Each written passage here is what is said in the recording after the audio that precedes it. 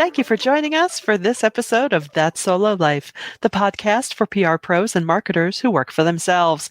People like me, Michelle Kane, and my as ever fabulous co-host, Karen Swim of Solo PR Pro. Hi, Karen. How are you today? I'm great, Michelle. How are you doing? I'm doing well, doing well. As I always say, rolling along. I don't know what image that gives people, but that seems to always be the thing that comes out of my mouth. It But is an insanely busy season and so much is yes, going on. But we are here in Michigan we are are. enjoying the most beautiful fall ever. So that makes it all the Makes it crazy, all better. makes it all better. But Yeah. I'm excited to dig into our topic today. Yes, free bird. No, not quite. The bird is free, meaning Twitter has a new owner. I'm not sure if anyone's heard about that. So we want to talk today about what does this mean for us as PR pros? Is it going to mean anything? I know, we have seen a lot of discussion both within our industry and amongst Twitter users as a whole. Are you staying? I'm going to stay. What will it take to make you leave? That kind of thing. And I don't know. I'm in the wait and see camp, and I'm sure you saw. I also did I tweet that or text it of it's I may just stay out of spite, and then I went on a whole Larry David tangent of he should start a spite Twitter. If you watch Curb, you know what that means. If you don't, you're probably thinking, "Good Lord, turn it over to Karen already." No, I want to believe that most of us are in that same camp. And so it's Yeah, interesting with PR professionals in particular. I don't know about any other professionals. I find that many of us truly use Twitter for personal reasons. Yes, we follow, media there because lots of the journalists use Twitter. So we use it to research. I know for me as well, sometimes I'll always look at a Twitter account if it's somebody that I've never pitched before to see if they're active and what kinds of things they're sharing. But also, it's a great way to see what someone is up to. If you want to see like, hey, I'm not seeing any recent stories. Are they around and what's going on with them? Twitter is usually a great first place to check. yeah. No, I agree. Yeah, I use. You have two decisions. One is a personal decision about remaining on a social network. But then there's the other bigger decision, or I shouldn't say bigger, but the different decision about how do you advise your clients about these social networks? Right. I've been on Twitter since the beginning. Twitter started in 2006. So 16 years in, obviously this platform has evolved. And what initially attracted me to it is that it felt like an underground party. And it was just a bunch of people just sharing dumb stuff, but it was fun. And you were, that thrill back then, 16 years ago, of actually being able to talk to someone who was across the world in real time. Yeah. That was so exciting. I don't know, Michelle, if you remember that feeling. And Oh, so, completely, completely. yeah, I think I came on a few years after that, and it's funny when you say underground party because anytime I talk about social media in general, I always say that picture Twitter is where Facebook is more your backyard barbecue. You know most of the people there. Maybe you let a few guests in. Twitter is more like a cocktail party where you don't know who you might meet and how that might change your life. Like I yeah. found Solo PR Pro through a tweet.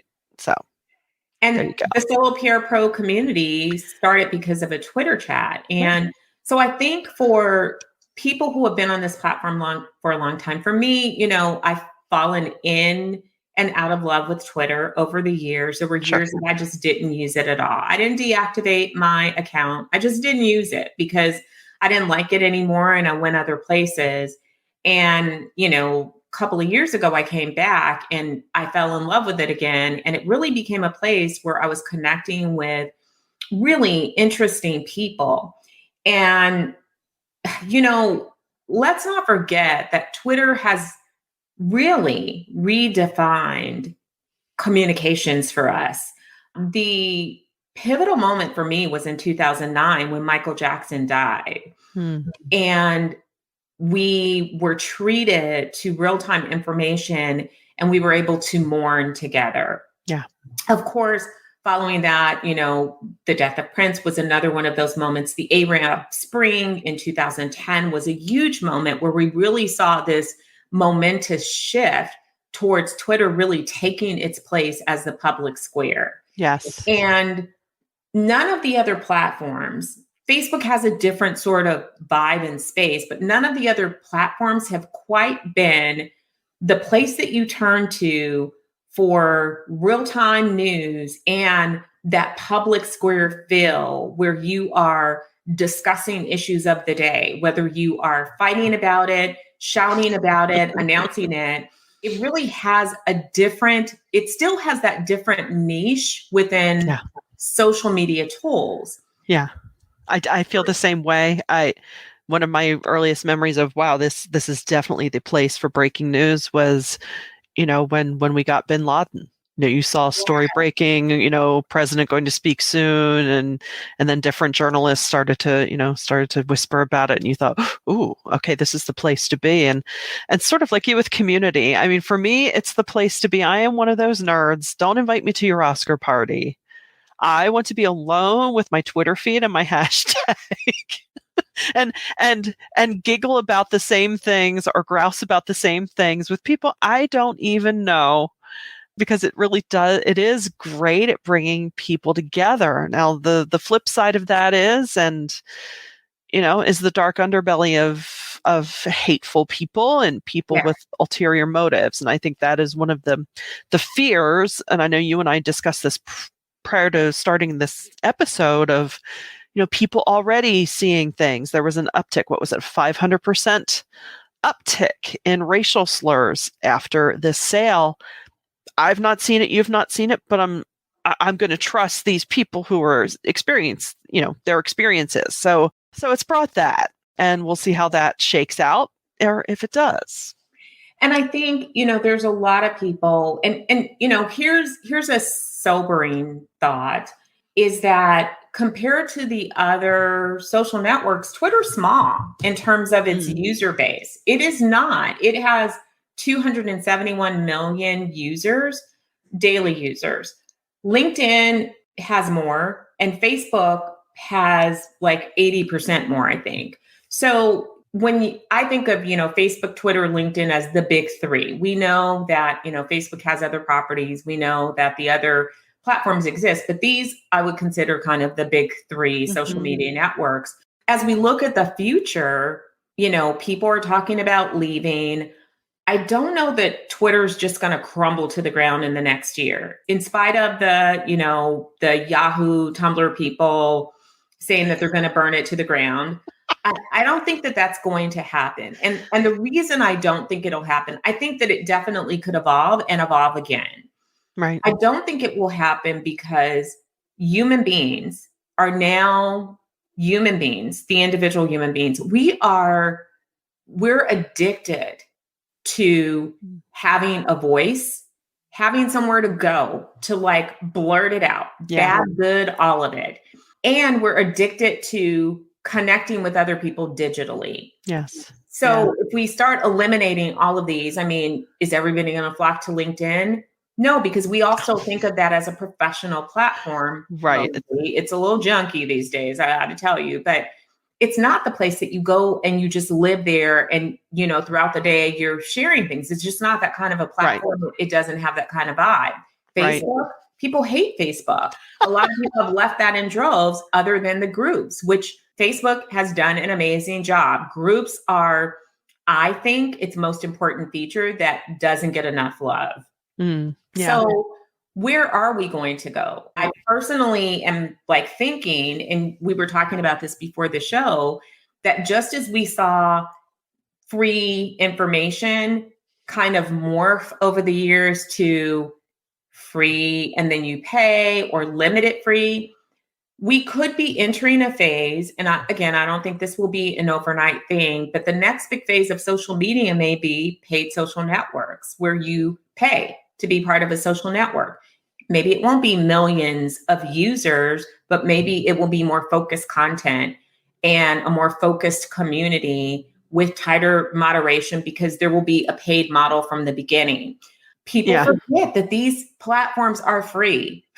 They're free. Right. Well, and on any of this stuff. Yeah. I mean, it's been said, we are the product because we make it. And that's been something that I've seen people who have staked their claim and said, I am staying. This platform is nothing without us.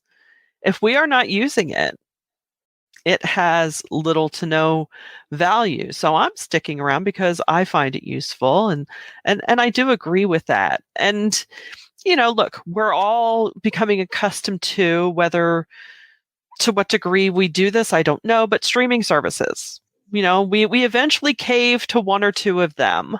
We'll eventually fall. Hamilton got us all over to Disney Plus, this, that, and the other. So I think it could very well be headed that way. The whole charging for a verified account is a little misguided, but I think the notion of, okay, almost like, okay, I'm going to get really inside baseball. You pay for a stock photo account, right? You get 10 downloads a month. So maybe for $4.99, you get 100 tweets a week or something like that. It could turn into something like that, which may also create a little more thoughtful interaction. And I don't know that would necessarily be a bad thing. But let's think about, so we know that I think the Pew Research Center says that 22% around, please don't quote me on this stat, but there's a certain amount of Americans who have never used Twitter. Oh, totally. And there are tons of people that don't do social media because they're not in a profession that really makes them feel like it's required. Because I don't ever want to say that social media is required. It's not. You don't have to do social media to be successful. Right. But I believe that for many people in certain professions, they have this feeling that they need to be there because that's where their audience is. Here's where it gets really interesting. Big brands primarily use Twitter for support and also for advertising. Yeah. Advertising on LinkedIn, very different because it's not a place where brands would go to advertise product news or services. It's where you go to recruit talent. Right. Facebook audience has waned and it's very skewed. There's no young people over there. They're just not on Facebook. And even if they have, profiles, they're not using it. They created it because at one point in time, and then they left in droves. So where do big brands go to advertise? Right. And so we have to start thinking through these issues for our clients. Right. I think that we should start, if you haven't already been doing this, it's time for us to really go back to our roots and understand that as communication professionals, all of these things are tools. Our value is in strategy. We're strategists. And so strategy calls for understanding, what does your client want to achieve? If your client wants to achieve X, for many of them, it always straight line to the dollar. No client has a goal just because it needs to make sense for them financially. So your clients want to make money. They want to keep what they have. They want to grow it. And, of course, they have other goals. Some may have, ESG goals. Some may have, there are other things, but you have to really understand, what does my client want to achieve by having those deeper dive discussions? What do you want? What are the successes that you want? And then we need to develop strategies that help them to achieve that. I think far too many in our profession lean on one lever. Oh, yeah. That's it. And sometimes we lean on that lever without a strategy, big mistake, because it's a great way to turn through business. But I think more than ever now, it's our opportunity to really shine even brighter by showing the value that we have and thinking through these issues and sharing our insights with our clients. Like, here's what you need to be thinking about in the next year. Yeah. If you have clients that right now are using social media platforms for advertising, it's really time to begin to have the discussions. What if this changes? What if the audience changes? Let's talk about what your next steps are and some of the things that you should be evolving to over time so that they don't come unprepared. Right. Because I think that in the short term, this could get messy. It could get really messy, and you could have some of the people that you really want go away. Right. And there's a couple of things to consider there as well. Look, when social media came up, the main reason for businesses to be on it was, well, that's where your audience is. But you had to think about it not just as a broad swipe, but where is your audience spending their time? And that could go for anything, right? Are they commuting? Do you want to do a billboard? Are they spending a ton of time on Facebook? Well, that's where you want to be. So it really makes sense to periodically ask yourself that question again and again and again. First of all, a lot of things I like to ask some of my clients, it's like, is this still your audience? Because let's not just assume that this is still your Yeah. target audience. And I'm not talking like for Oreo cookies. That's everybody, right? But but for different professional services, that kind of thing. Are you still looking to get through the door or to get orders from? And then, okay, well, let's reevaluate these places that we've been, sharing content. Does that still make sense for us? I know for a time I dallied with the notion of Medium for one client, but at the end of the day, it didn't really fit. But so all of those things, and also it's interesting with the recent sale of Twitter that General Motors and is it IPG, they're all putting all advertising for Twitter on pause, which could have led to the whole $20, no $8 for your check mark reaction. And I think some of the big advertisers are going to pause because I think we live, first of all, in a culture of fear. We Yes. Are afraid that cancel culture will come for us hard if we're on the wrong side of an issue. So pausing seems like it seems like a knee-jerk reaction to fear. And Yes. I'm not saying that it's unwarranted because I Right. have concerns about the direction of the platform as well. Mhm. But, I'm thinking if your clients are currently using Twitter and they're spending money there, if they're using it for advertising, it could be a good option to check out. And don't just lean on another social network, because I think that will be the tendency. Maybe the answer could be something completely different. You may realizing that our audiences are already highly fragmented. It's not like before. They're fragmented. They're everywhere. It might be worth spending money, for example, to do sponsored newsletters with people that have a big mind share for your audience. Mhm. So start to Yeah. think outside of the box and beyond social media. Or maybe you have your own, maybe you have a thriving website. Maybe you create a community forum on your site. I mean, we have to start thinking about these things and how we can tap into our clients' audiences, how we can advise them moving forward. I will tell you, the one thing that is still distressing to my soul personally is the amount of misinformation, Mhm. disinformation that exists on every social networking platform, Yeah. from Nextdoor to TikTok to LinkedIn to Twitter.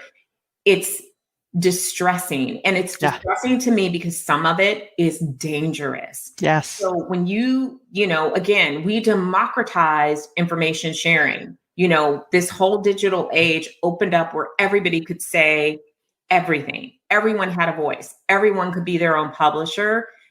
And without moderation and without restriction and people taking free speech to mean I could say whatever I want, there are a lot of people that are yelling fire in a crowded movie theater. Yeah. And it endangers lives. Yeah. It has truly become that serious, and that's very scary. And I would not want my clients to be a part of continuing something that I would consider to be a danger to society. So Correct. if there's a site that is just filled with hate speech, with Right. misinformation, yeah, please get off. Yeah. Don't do Gab looking at you. And also too, and this has been a long-standing problem, and please, to our journalist friends, we get it. Please don't take offense, but clickbaity headlines. The headline misinforms. Now, perhaps 30 years ago, when our general societal critical thinking was sharper, we might have said, well, that headline sounds incredulous. Let me click through and read to find out. No. In recent years, the last decade or so, it's, oh, I saw that headline and that's blah, blah, blah.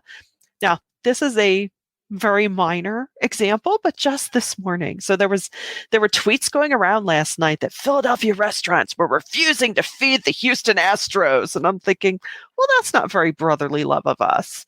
So you saw a family member doing damage control, and here the real story was, well, they're closed Mondays and Tuesdays. And one of the restaurants, the order was going to be placed well after they were closed, and they just didn't want to. Like, I don't want to go back into work at 10 p.m., which was in the article. But now you've got, these poor brick and mortar shops getting these, because of the democratization, right? All of these threats from, granted, they're in Houston. You're gonna take a few days to get here.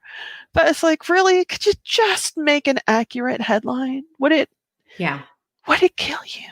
No, it would not. We may have to do a whole podcast with this, and maybe we can invite some journalists to come. I want to say that I truly believe, and I truly believe that there are still so many great journalists out there. Of course. When I say journalists, I'm talking what we thought of Walter Cronkite, journalists who really care about the story, who dig deep. Some of these reporters lose their lives over a story. There was a reporter in Las Vegas who lost his life over a story. I have such respect for the profession. But what I think has happened and is dangerous, and I am pretty sure that they hate this as well. I agree. Is that publishers have forced them into covering stories that should never be covered. There's far too much coverage of celebrities and, what they had for dinner, what they wore. I don't care. I really sincerely do not care. And as you said, these headlines that are clickbait headlines, and that's because their livelihood depends on it. And this must stop, because we need, and I know every PR pro fights tooth and nail to ensure that they are advocates for a free press. This is so important to our society. Yes. But I agree with you. This decay of this other sector of journalism has dangerous results. And what happens when you put headlines that are misleading, even if you read the article and it's accurate, is that we are communicating to a portion of society that is looking for negative messages. I don't even want to say susceptible, but I want to say that they have their beliefs, and these things feed their beliefs in a very negative way. So we see people taking, politics. And I don't think that just because you're a Republican, you're going to go out and kidnap or kill somebody. But I do think that there are people who have beliefs and that they leverage this political affiliation, which they may not even really be a Republican or a Democrat or whatever, but they leverage that. And somehow it weaves into this disordered thinking. And all of these things contribute to acts like what we saw with Nancy Pelosi's husband. Yes. This is not okay and should not be okay for any of us. We should be screaming about it. We should be fighting it. We should stop reading these clickbait headlines. If we're not reading it, if we're not buying it, if we're not supporting it with our ad dollars, with our subscription dollars, with our eyeballs, things will change. Yeah. This is an area that we have control on. They keep doing it because it keeps working. If it stops working, they will stop doing it. But we have to demand better. And I just don't see enough people demanding better of some of these media outlets. Instead, we read it, we share it, we don't read it. And that's even more dangerous. We'll look at a headline and we'll assume what it's all about. Exactly. And like wildfire, the wrong thing spreads. And this is not okay, especially in an era where people are personally being attacked, from celebrities to regular human beings. You say something and it gets taken out of context, and all of a sudden there is a mob showing up at your front door ready to skewer you or take your job. This this is scary. I mean, Yeah. so I can understand people who actually stay off social media for that reason, because they're protecting not only their privacy, but my God, their safety.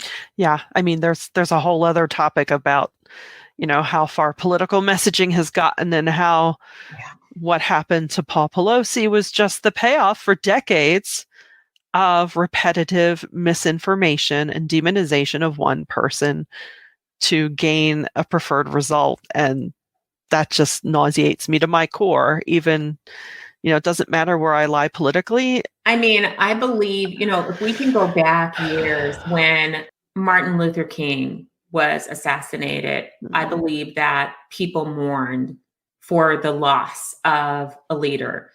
When John F. Kennedy, I believe that the nation mourned that loss. No one in those two instances thought it was okay to assassinate a human being.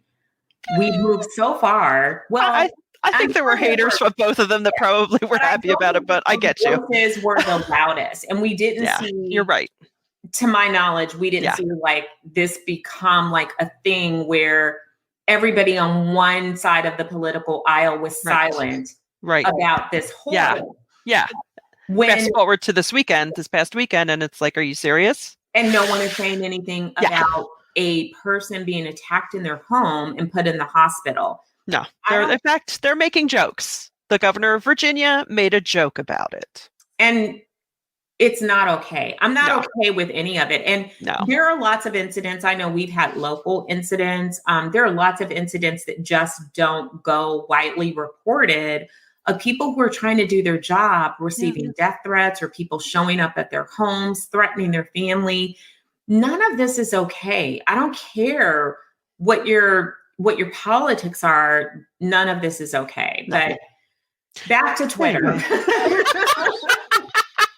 Well, we'll bring it back that unfortunately some of this, much of this, can be given oxygen on platforms. Yes. Like Twitter, and where people can stir each other up. Whereas, you can stir each other to cheer for your sports team, or you can stir each other up to think of nefarious acts. So it's, like anything, there's good and bad to it. And it'll be interesting to see where this bird flies. It will. And whether or not you're a personal user of Twitter, I do think it's really important to stay on top of this news, to be thoughtful in researching, examining, and really thinking about the communication strategy for next year and moving forward, and how you will advise your client. Start to think of other ways that you can help them and guide them in connecting community and in reaching their audience. And if that means some investments need to be made in technology on their end, or moving, reallocating dollars, I say lead that effort, because that's part of us having a seat at the table, is understanding the full business. Whether or not you're in charge of social media for your clients or not, I still believe it's our role to effectively oversee that strategy and be able to weigh in on how that fits into the bigger business picture. And, whatever happens with Twitter and Elon Musk and the user base, the one thing that we can be assured of is that the social media landscape is not going to look the same. Not in 2023, not 5 years from now, definitely not a decade from now. Right. And especially because, as you know, it has been declared today that Facebook is going to allow public use. No, just kidding. That's the post you see every time. Every once in a while, you think, oh, really? Yes. But anyway, we hope you found value in this conversation today, and we'd love to hear from you. Hit us up with your comments at soloprpro.com. If you have ideas of topics you'd like to hear us cover, we'd love to hear that too. But until next time, thanks for joining us on That Solo Life.